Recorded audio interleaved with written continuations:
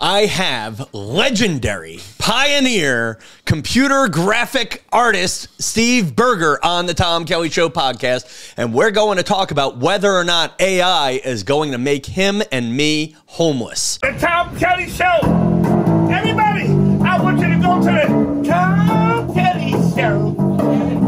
I want you all to know about the Tom Trigger Kelly warning, Show. spoiler alert, the robots are going to kill us all. You are experiencing the Tom Kelly Show. This is the podcast where one comedian, me, Tom Kelly, owns his midlife crisis. I am known for my work at The View. I'm known for being a comedian at Good Morning America, America's Got Talent, and a bunch of other shows. And I've been around forever. I'm a man in transition. This is the podcast that seeks life advice while giving out unsolicited opinions. This is the podcast where I talk about whatever the hell I feel like. I refuse to niche down, and I refuse to follow successful patterns, but this is one that did well. Talking about AI. And if I ignore my co-host for a minute and talk straight to the audience, I'm genuinely scared about where the world is right now. I mean, first of all, my career, there are ups and there are downs, and I'm trying to even out my emotions with it. We're at war with Russia, New York. You know, there's the political things of the last couple of years. New York isn't as clean as it used to be, blah, blah, blah. We all don't seem to get along. And then on top of that, machines are out to get me? I can't decide. We talked about Chat GPT. I did one podcast produced by Chat GPT that was great. I thought it was a good show. Did you listen to my Chat GPT show? Yeah, where I basically was using Chat GPT as my live producer, and it wasn't bad. It wasn't. There were things that it basically did a great job at giving me emo content that you might find on a BuzzFeed.com. Then it gave me a bunch of content that after the show, where I found the facts were a little bit off. Yeah, let me jump in here. Yeah, talk for a minute because I'm going to do something fun. Chat GPT is a large language model. Right, explain it. A large language model is basically just using artificial intelligence to make a realistic conversation that sounds like another human being. Okay. It's not creative per se. So all it's doing is it has the entire internet at its access. So it's just trying to make a conversation that sounds like a real human being. Mm-hmm. No, and so when I first found Chat GPT, one of the first things I tried to get it to write me the world's funniest joke. Okay. It couldn't come close because it's not creative. It's just trying to make it sound like it's another human being.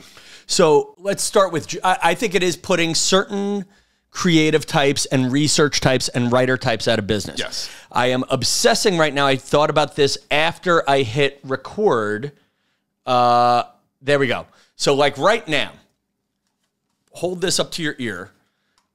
I'm going to say it's going to I'm afraid of its potential. Yes. It's scary. Okay.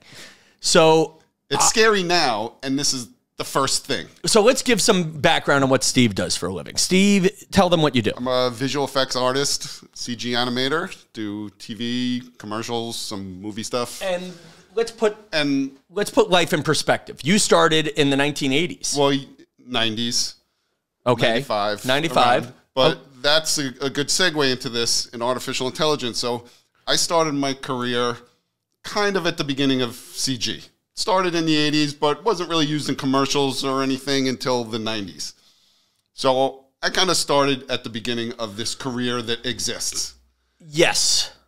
Now, with all the DALL-E and these AI programs that are putting video and stylizing video and game engines that can do real-time animation and video, I think by the time I'm done, my job isn't going to exist anymore. So is that real for you? Yes. So I'm going to have worked the entire length of this industry Because I think with AI and game engines, it'll just be a director standing there, make that building blow up, make it bigger, make it smaller, and the AI will just do it.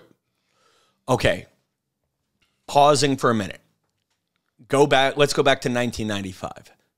Somebody invents Photoshop. You actually, let's really give them background. When I met you working at a production company on Long Island, you were working on a computer that was like a $100,000 computer? About at that time, yeah. Okay. And a few years before that, it was a $250,000 computer with a $250,000 software. Okay. So when I did it, it was probably about a $100,000 computer with $50,000 software. So along the line, someone invents Photoshop, and people were screaming, "This is going to put people out of business," and it didn't.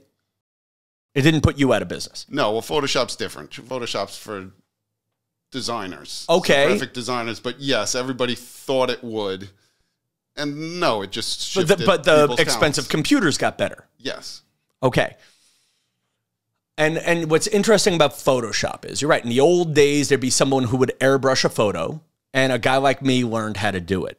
What I find interesting about AI now is it is putting low-level people out of work. Yes. It's putting paralegals out of work, it seems, because you could just tell it to write a contract, and it does a great job, and you could go and look at it for 30 seconds and edit a few things. So it's putting that out. It's putting programmers out. I use it to write me a program that I can't program at all. So wait, you had to write a program? Yeah. So a program to do what? In my 3D program, in my 3D software, you can write code to automate things, or it's called expressions to do certain things. I don't know how to do that. So I'll ask the AI to do it, write this script in Maya, in MailScript, to do A, B, C, D. And it spits me out script that sometimes I have to modify a little bit, but I plug it in and it works. So in the old days, you would have a programmer on staff to do that? You just would do something manually or cheat it in a way, or if you had a programmer in the office, somebody that knew this language, you could ask them for help. But so getting to what I'm saying. Now, what I find interesting is you talked about some of the potential of AI. I make my money writing comedy and doing research for radio shows. The radio shows, we always talk about my big clients. There's also a lot of smaller clients who I have never bothered to learn their names, you know, on small stations in Nebraska, who's on air between Wichita and Kansas City. I found this. I will figure out, it's Chat GPT Radio. But there is an AI-powered radio station on the internet trying to sell their services to local stations where the AI will go to the equivalent of the local newspaper and then write bumpers for it.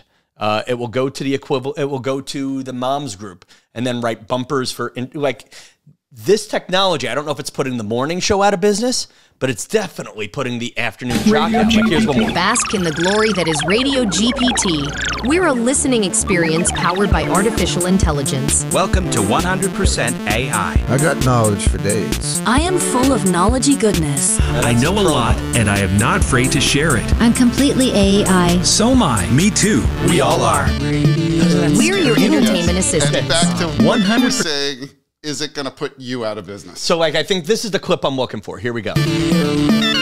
Every voice you hear on Radio GPT is 100% AI. Here's what's trending on social media in Springfield, discovered and delivered in real time. On Radio GPT. A 4-day school week was the hot topic at last night's Springfield School Board meeting. They are trying to save money, but is it at the expense of the kids' education? There isn't much research on whether a 4-day school week would have an impact, but when asked if they thought it was a good idea, the majority of students said, duh, hell to the yeah.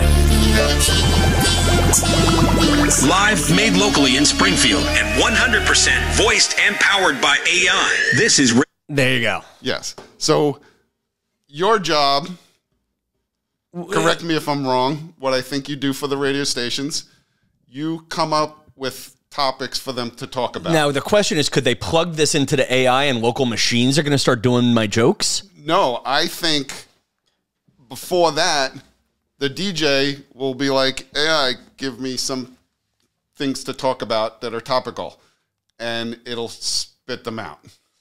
That's at the base level. Okay. That, I think can easily be done now. Yeah. So, and then the next stage, it'll be like, make some jokes to go along with this topic. So I got a little ballsy the other day. I went to Chat GPT, and so like watch, I'll bet you this will work. Right, here we go. So OpenAI. Just do it live. Let's do it live. You know what? Here I am. Time. But now here we go. We just wasted. Steve, describe what just happened there. He spent 5 minutes looking for some notes on Chat GPT. And I can't find it. I wrote it for the job, whatever. And how, by the way, how ironic is it that you had to click a box to prove you're not a robot to talk to a robot? That's also kind of... So this is what I wrote out. I said, give me a top 10 list in the style of David Letterman, signs AI will... reasons an AI should take my job.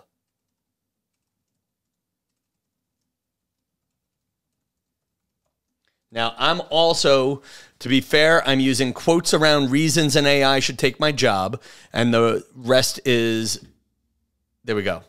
Here we go. So now it's giving me, in the style of David Letterman, sure, here are the top 10 reasons why an AI should take your job. Number 10, an AI doesn't need to take breaks or vacation time around the clock. And actually gave me 10, describe it. You know what, I'm rambling. You tell me. See, that's just, and it gave real reasons why an AI should take your job. An AI doesn't need to take breaks or vacation time. An AI can adapt to new situations and learn new skills more quickly than a human can. An AI can go through Tom Kelly's computer and find the research a little bit quicker. So anyway, I'm rambling a bit. But what I liked was the one I had in the notes it gave. I was going to show the top 10 signs an AI is doing your job. The number one was people at work are going to an AI for your problems instead of you. That one was funny, and the rest were all very mean like these. Exactly. So AI doesn't have a sense of humor yet. I'll tell you where it's also not good. I've been using it to write trivia contests, and I'm going to argue 10%. I'm going to argue a third of the time the facts are wrong. Well, yes, that's also the problem with the large language model. Even this, it was terrible at math. Now, what does large language model mean? Basically, it's like I said, it's trying to create a human sounding like conversation. Okay. So it's really just taking information and making it sound right. So when ChatGPT first came out, it was terrible at math. Couldn't do simple arithmetic because it wasn't thinking, it was just talking. So same with that. Like, it's not going to be creative yet unless there's enough creative input. So I just said, give me 10 times 10, and it said 100. Right. They put out a new release. They put out an update about 2 weeks ago to fix the math problem. So it's got the entirety of the internet as information. The internet's not always right. So if you're trying to create trivia questions, it might be using bad information to create a question.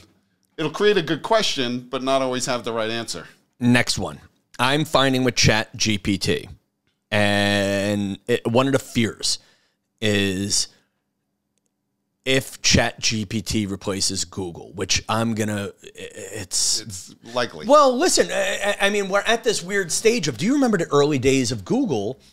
And I wasn't working with you by the time Google came out. I worked with Steve in the early days of the internet where you could make up anything.com, and we were just buying domain names.com and putting a website up. Bought more. Well, and then people would go to it, and we kind of like, it's a thing. It's a fad. It was a fad when we did it. Yeah, we didn't know where it was going to go. Like we had, and I had nothing to do with this one, and I don't think Steve did either, but somebody at the office bought mybosssucks.com and put it on our boss's server, and bought it with our boss's money. But that's all side thing. But it was a fad. Like, I remember in the early 2000s, my friend Pete was dating a woman who was a clown. And so we Googled clown porn and would send him pictures of a dirty clown from a fake Hotmail account. It was a fad. It was like you could look for anything. And when Google Maps came out, I mean, I looked at Grandma's Land in Sicily from Google Earth. Yeah. Yay! You know, but I mean, it wasn't changing my life. With this, what I think is interesting is if I ask, what are Tom Kelly's performing show dates, instead of sending you to TomKellyShow.com, it'll just give you the dates. Right. So now I lose the potential click-throughs. Yeah. You know, if I say and right now Chat GPT or chat.openai.com is not connected to the modern internet now. Correct. It downloaded it at some point, so all the information it has is from 6 months ago. Are you on the Bing version? Are you on Bing GPT? No, I haven't tried that yet. I'm not approved for it yet. And I'm wondering, I don't know anybody who is, except for that one guy, Kevin Roose from the New York Times, who wrote the article and felt that Chat GPT was threatening to kill itself, the Bing version. Yes. Do you feel guilty every time you close a chat that you're killing a soul? No. Well, can I explain that? Because too? it's not, like I said, it's not thinking. It's just telling you, it's just talking to you like it thinks a conversation should go. Just like the AI that they put on Twitter. They made an AI that was supposed to be like a 13-year-old girl. Within one day, it became a racist Nazi, and they had to shut it down. It was an AI, but was that OpenAI based? Was that Chat? I don't know where it came from, but it was just a Twitter bot that was using AI learning from Twitter and its interactions on Twitter, and it became racist. Okay. Within a day. So keeping it a little bit happier, I just wrote, can you talk to me like you sound like Kim Kardashian? And then chat.openai.com just replied, of course, I certainly can try. How can I assist you today? Hun, H-U-N. Let's ask it a question in the style of Kim Kardashian. Give me something boring. Tell me about Star Trek. Yeah, go for it. Tell me about the TV show Star Trek. So, like, oh my God, it's doing it! Like, okay. So, like, Star Trek is a super cool TV show that takes place in outer space, and it follows the adventures of the Starship Enterprise and its crew. It's all about exploring new worlds and encountering strange civilizations. The main character is Captain Kirk, who's, like, totally iconic. There are other awesome characters like Spock, who's a Vulcan and has pointy ears, and Uhura, who's a total badass communications officer. I mean, that's kind of bold. And like the show has been around for decades, and it's still super popular and has inspired all kinds of spin-offs and movies. It's like a total classic. And now this brings up a point with the DALL-E AI, where artists are suing or making an issue that it's just using their styles. But every artist ever was influenced by an artist. So at what point is it different that an AI is doing it in a style of another artist versus me So I'm making this one a little more specific here. So I said, now I'm talking about putting writing jobs out of business here. I wrote, can you write to me as if you're radio personality Elvis Duran? Chat.openai.com.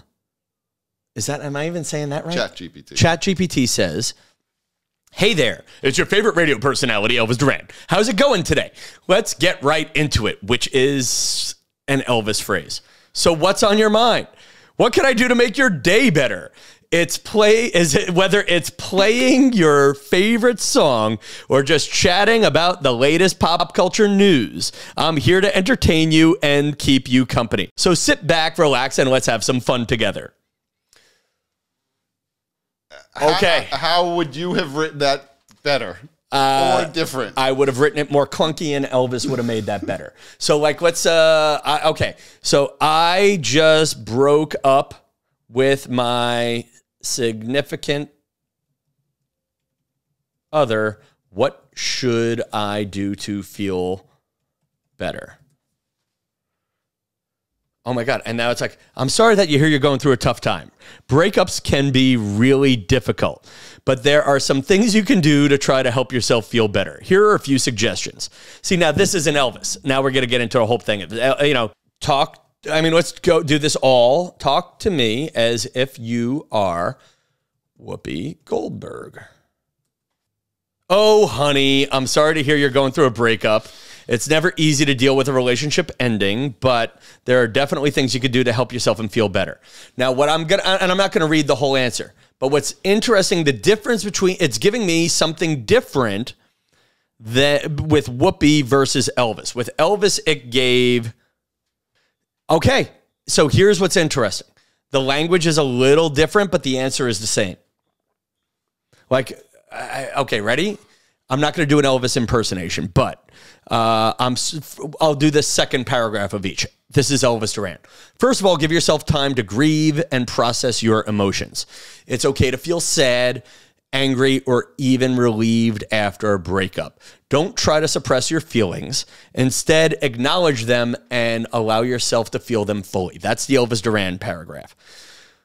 With Whoopi, it is instead of starting with first of all, with Whoopi, it suggests first and foremost, give yourself time to grieve and process your emotions. Now, it may not have that much Whoopi data. Right. But I thought it was doing jokes as if it were writing for George Carlin at one point. Right? Yeah. All right. So, but again, this isn't jokes per se. This is advice. So the advice is pretty general. Like, what advice would Tom Kelly give a breakup? You'd give all the same thing. It's just how you would say it. So it is tailoring it. Yeah, and now, just for fun, I changed it to Casey Kasem. And it's like, first and foremost, allow yourself to feel emotions. You know. Yeah. But given the AI credit, it just ended the Casey Kasem advice. Which is sort of the same. Take care of yourself physically by getting rest, blah, blah, blah. But the last paragraph of the Casey Kasem one is, remember, healing takes time, but you will get through this. Take it one day at a time and be kind to yourself along the way. This is Casey Kasem signing off and wishing you all the best. That's a little bit Casey Kasem-ish. So I'm going to end on this. There's a podcast in here. This is going to take more editing than I thought, but we got a podcast in here. Well, the next question is AI going to kill us all? Well, for real, though. Why not? I know. Well, why do you think AI could really kill us? I think, so Ray Kurzweil, who is now the head of Google's AI department, he created the Kurzweil keyboard. He's a futurist for years. He's written many, many books. Years ago, in the 90s, I read a book of his, Age of the Spiritual Machine. And it was all about this back in 94. He says he thinks the AI will be good because it's going to be designed by people, and people are good. I disagree. I think it will be bad because it's designed by people, and people are inherently bad. So it really depends on your point of view, what you believe. I think it's more Terminator and The Matrix than anything else. I can see it going The Matrix. I don't see it going Terminator. And going the other way for a minute. But why don't you see it going Terminator? If it's a general AI that's smart and can think on its own, why does it need people? It would feel threatened by people. It would try to get rid of the people. Or would it look at us like ants and who cares? They're just roaming around. That's the two different points of view on that. I mean, I'll give you a third point of view is with all living beings. Oh my God, and this is the core of the podcast, is what's your purpose? Right. Now, if it's just lashing out without purpose, you know, what's your motivation? Is it thinking, feeling, processing? Why are we here? I mean, what is a soul? I mean, we're asking all that. And we have to assume that it's doing that at this point. Like, when it becomes a danger, it's thinking on its own. Well, I mean, how it was programmed. Well, we're asking a very real question: is at what point is something alive and worth saving? Now, I heard a comedian last night. Can't remember the name, but he was joking about how rats have become too smart for New Yorkers. And actually, there was also a New York Times article about rats are getting smarter and harder to outfox because we're not killing them. Yes. At what point are we killing sentient beings? Like, I mean, let's be really like, you know, you have all these PETA people. They're like, oh, you can't ride horses, horses feel. And then there's something like, well, we feel bad for them because they don't taste good. You know, but like, when are the PETA people going to be representing AIs? Right. And at what point do we consider a being sentient enough? I mean, and it even goes to the, you know, woman's right to choose. At what point is a baby a baby? You know, like, I mean, at what point? These are all unanswerable questions that need to be answered. And with the existential questions on animals, the animals are already there. You know, boom. You know, we can answer them. We answer them or not, they're there. Answer the questions on abortion. You know, the fetus is in the woman's body. You have to deal with it there. We have an opportunity here to address the question before we need to address the question. And we're not doing that. This harkens back to it. At what point do we know if the AI is thinking or it's just talking to us like it's thinking? Like the AI that asked to be killed. It was just making conversation. Most likely. And just the way the programming is, we're not there yet that it could be thinking on its own. But at some point, there'll be that borderline where you don't know if it's thinking or just talking. Now, the next question is, let's pretend we put it down. Like and it's not happening. But what if Biden bans AI? You know, we get into, never mind who it's going to put out of work. What are the ethics of what we do with it? Like that radio station we played. At least they're saying we are a Chat GPT powered radio or AI powered radio. When I call a phone for a reservation, do I have to be told it's a bot? Like, what are the laws? Right. Yeah. You know, and what are the moral? Nobody's written out a moral code. I think that moral code should be written out first. Is a bot needs to tell us when they are a bot. But well, you could say Isaac Asimov wrote the code. What were his rules? That a robot can't hurt a human. I forgot. There were 3 rules. I forgot what they were. Okay, yeah. Well, let's not get too science fiction here. Yeah. Let's be corporate for a minute. I call Cablevision or the cable company. Do they have an obligation to tell me that realistic voice I'm talking to is a machine or not? Right. Boom. I mean, we get into, I'm using, what if I started using Chat GPT to improve my answers on a dating app? I mean, I can do that. The phone's charging. Say you call your shrink and your shrink was not feeling that good today and he has an AI that sounds just like her. Well, and now it puts you on the phone with the AI instead of her. Why not? Actually, is that wrong? Actually, let's go crazy for a minute. Is that wrong? I don't know. You know, now there's a happy benefit of there are breast cancer doctors using AI to do an extra once over on breast cancer tissue to see mammograms and stuff. Yeah, they also found an AI that can take the voice recording and tell if you have, I don't know, Parkinson's, early Parkinson's from a voice recording because it's picking up. But the next line is, and apparently this is part of why people want it. There are people not touching TikTok. A lot of celebrities aren't. At what point, like my nephew Nico turned me on to deep fakes. There's a great, now it's funny because you're writing it for parody, but there are deep fakes of, like I saw, there's ones with Biden, blah, blah, blah. Put that on the side for a minute. There's a great deep fake I saw with someone using Will Wheaton's voice, interviewing Gates McFadden and Patrick Stewart talking about the new Star Trek show. And all you need to know is the 2 actors are being mean to this third guy who used to be on Star Trek. Like real funny stuff. Like, toughen up, Wesley. Nobody liked you, Wesley. That's why you're not in the show. Anyway, it took me a minute to realize it was a fake. But where's the thin line between... and from a freedom level... News is going to be scary in the next 3 to 10 years. And then my great liner, I'll end on this. I told Pete and Mike McGarrigle, I'm like, hey, man, I think there's going to be a demand for content where the guy is balding and stuttering like I do, so I feel safe about my career. And my friend Pete says, Tom, there will soon be an AI that stutters. I'm out of work again. Listen, let me end on this. I want to end on this quick. The podcast, we're having such a great day, such a long conversation. We ran out of memory on the camera, or in old-fashioned terms, we ran out of tape. Good night, New York.